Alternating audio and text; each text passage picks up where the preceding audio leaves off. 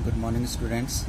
Physics की class में आपका हार्दिक स्वागत है। लास्ट लेक्चर अपन ने देखा था कि एक समान समरूप आवेशित प्लेट के ऊपर विद्युत क्षेत्र ज्ञात करना। देखो यहाँ पर विद्युत क्षेत्र ज्ञात करने के लिए अपन ने गाउसीय पृष्ठ माना था। मैं फिर से रिपीट कर रहा हूँ कि परत और प्लेट के अंदर इस मुख्य फ़र्क यही होता है कि परत की दोनों सतह है, यानी आगे और पीछे, जिसको अपन ऊपर नीचे कह सकते हैं, ऊपर और नीचे आवेश एकत्रित होता है, जबकि प्लेट पर केवल एक ही भाग पर, या चाहे तो वो ऊपर हो या नीचे, आवेश संग्रहित होता है या एकत्र होता है। अब चूंकि चालक प्लेट है तो चालक के अंदर आंतरिक भाग में विद्युत क्षेत्र भी शून्य होता है, जिसका लास्ट लेक्चर में अपन ने चर्चा करी थी। ये वैसे अपन ने लास्ट लेक्चर में कर लिया था, लेकिन मैं फिर से रिपीट कर रहा हूँ कि ये प्लेट है और इस प्लेट को जैसे मैंने प्लस क्यों आवेश दिया है, तो केवल ऊपरी सतह पर ही आवेश एकत्रित है। अब अगर मैं इसके छोटे से अल्पांश ds के लिए गाउसीय बंद पृष्ठ मानूं, तो गाउसीय बंद पृष्ठ अपन को बेलनाकार प्राप्त होगी, जैसे परत में प्राप्त हुई थी। अब चूंकि आवेश ऊपर है तो केवल ऊपरी भाग तक ही सीमित रहेगी, पीछे वाले भाग तक सीमित नहीं रहेगी। परत पे पीछे वाले भाग की ओर विधि थी, लेकिन इसमें पीछे वाले भाग की ओर सीमित नहीं रहेगी। अब देखो इसमें तीन सतह है, एक ये रही S2, एक ये S3 है और ये S1। अब S2 देखो, यहाँ पर मैंने पहले डेरिवेशन में बता दिया कि चालक के आंतरिक भाग में विद्युत क्षेत्र शून्य होता है। तो ये चालक, अपन डेरिवेशन चालक का कर रहे हैं, तो चालक के आंतरिक भाग में शून्य रहेगा, तो यानी E बराबर 0, यहाँ पर शून्य। इसका तो मामला ख़त्म। अब S1 सतह, भाई सतह की जो दिशा होती है वो लंबवत बाहर की ओर होती है, लंबवत होती है, तो ये इधर की ओर होगी।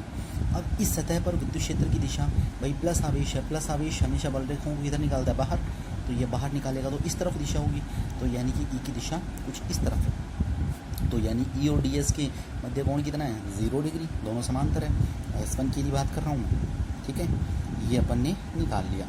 अब ये वाली और ये वाली सतह दोनों एक ही हैं, S3 अपन ने नाम दिया है। इस सतह पे जो विद्युत क्षेत्र की दिशा वो तो इस तरफ ही होगी, जैसा कि पहले प्री डिफाइन है, लेकिन इस पर जो क्षेत्रफल है उसकी दिशा किधर होगी? लंबवत होती है, या तो ऊपर की ओर या नीचे की ओर। तो फिर भी दोनों के बीच में कोण कितना है? 90 डिग्री का। वही अपन को करना है। तो देखो, पृष्ठ चित्रानुसार बेलनाकार भाग पर प्राप्त होता है। इस पृष्ठ को S1, S2, S3 खंड में विभाजित कर सकते हैं यदि प्लेट का क्षेत्रफल S हो तो पृष्ठीय आवेश घनत्व की परिभाषा से।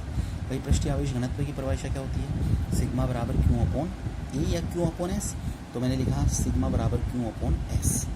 अब मेरे को Q निकालना है। भाई हर डेरिवेशन में अपन Q ही निकालते हैं, कोई सा भी आवेश घनत्व लेते हैं और आवेश का मान निकालते हैं। तो Q बराबर कितना हो गया? वज्र गुणा करने पर सिग्मा S। ये मैंने यहाँ पर बेटा समीकरण एक दे दिया। अब गाउसीय प्रमेय लगाऊंगा, तो गाउसीय प्रमेय क्या होती है? E डॉट ds बराबर Q अपॉन एप्सिलॉन 0। बंद पृष्ठ का समीकरण एक में Q का मान उठाकर यहाँ रखा, तो E डॉट ds बराबर सिग्मा S अपॉन एप्सिलॉन 0। ये अपन को क्या प्राप्त हुआ? समीकरण नंबर 2। इसको मैंने समीकरण नंबर 2 का नाम दे दिया।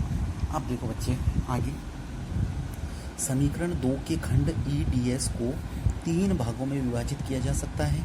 वो कौन कौन से हैं? S1, S2, S3, यानी E डॉट ds बराबर E dot ds S1, E dot ds S2 और E डॉट ds S3। ठीक है, तो ये जो 3 समीकरण हैं वो समीकरण 2 में रखेंगे। तो 2 में रखने पर E डॉट ds की जगह मान क्या आएगा? E dot ds S1, E dot ds S2, E dot ds S3 बराबर सिग्मा Q अपॉन एप्सिलॉन 0। यही था। अब इनको सबको हल करना है। भाई A डॉट भी क्या होता है? A भी कॉस थीटा, तो ये भी कॉस थीटा, ये भी कॉस थीटा, ये भी कॉस थीटा, तो यानी E ds cos theta S1, E dot ds cos theta S2, E dot ds cos theta S3 बराबर सिग्मा S बटा एप्सिलॉन 0। अब देखो S1 के लिए E सदिश पैरेलल है ds, अतः थीटा 0। भाई S1 सतह के लिए देखो, ये रही S1 सतह। S1 सतह के लिए दोनों के बीच में कोण कितना है? 0। S3 के लिए कितना? 90। और S2 तो वैसे ही 0 हो गया।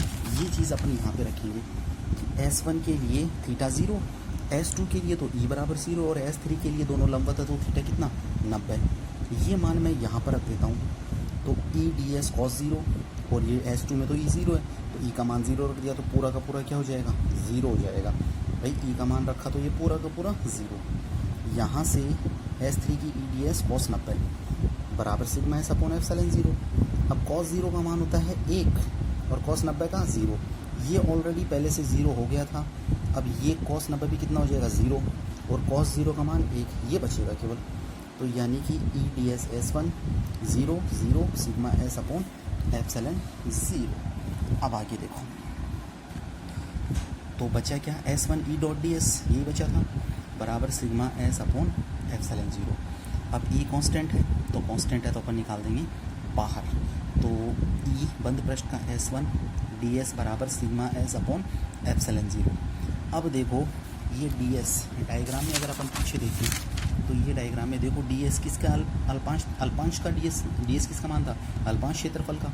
अगर मैं इस पूरे अल्पांश का समाकलन करूँ तो किसके क्षेत्रफल के बराबर आएगा, इस प्लेट के या पट्टिका के क्षेत्रफल के बराबर, और उसका क्षेत्रफल कितना है, एस।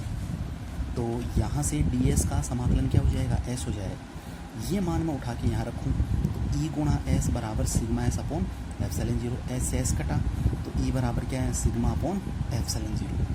तो अगर परत हो तब तो सिग्मा अपॉन 2 एप्सिलॉन 0, और प्लेट हो तो सिग्मा अपॉन एप्सिलॉन 0। बहुत आसान है, बस डायग्राम में ये ध्यान रखो, ये S1, ये S2, ये S3, इनमें दोनों के बीच में 0 डिग्री कोण, इसमें 90 है और ये स्वयं 0, और गाउसियन नियम लगाकर आसानी से इसको हल कर सकते हो। अब ज़रा थोड़ा सा और देख लें। समीकरण 4 S से स्वतंत्र है, अतः इसका विद्युत क्षेत्र चालक प्लेट की सतह इसके क्षेत्रफल से स्वतंत्र होगा। बिल्कुल सही है कि यहाँ पर S का कोई टर्म नहीं है, तो यानी क्षेत्रफल पे निर्भर ही नहीं करेगा, ये किस पर निर्भर कर रहा है, केवल सिग्मा पर। तो अपन ग्राफ देखेंगे, पहला तो ई तथा सिग्मा के बीच में, दूसरा ई तथा एस के बीच में। ई तथा एस, बेटा इसमें एस तो आ ही नहीं रहा, यानी एस से स्वतंत्र है, यानी ई का मान कैसा होगा, नियत। तो ई वाई एक्स पर लिया, एस लिया एक्स एक्सिस पर, तो दोनों के बीच में ग्राफ कैसा आएगा, एक कांस्टेंट एक नियत ग्राफ आएगा। ठीक है, फिर अपन देखें ई तथा सिग्मा के मध्य, भाई ई समानुपाती है सिग्मा, तो समानुपाती के लिए एक्स एक्सिस पर तो सिग्मा ई, और वाई एक्सिस पर भी, और एक्स एक्सिस पर सिग्मा, तो ई समानुपाती सिग्मा का। ठीक है, तो बेटा ये अपना हो गया दूसरा ग्राफ, तो ये आपको ध्यान रखना है। अब इसके अंदर 2 टॉपिक बचे इस चैप्टर में। उससे पहले बेटा एक बच्चे ने मेरे को न्यूमेरिकल पूछा था। एक बात और, अगर आपको कोई दिक्कत हो, कोई क्वेश्चन पूछना हो, कुछ भी हो, एनीथिंग एल्स कुछ भी पूछना हो, तो बेटा मेरे पर्सनल व्हाट्सअप नंबर हैं, उन पे आप कांटेक्ट कर लो, क्योंकि बहुत सारे बच्चों ने मेरे से क्वेश्चन भी पूछे हैं, कुछ न्यूमेरिकल भी पूछे, उन्होंने मेरे पर्सनल व्हाट्सअप नंबर पे कांटेक्ट किया है, मेरे को डाला है और मैंने उनका जवाब भी दिया। आप भी कर सकते हो। तो अब ये आखिरी 2 डेरिवेशन है वो नेक्स्ट लेक्चर में करेंगे।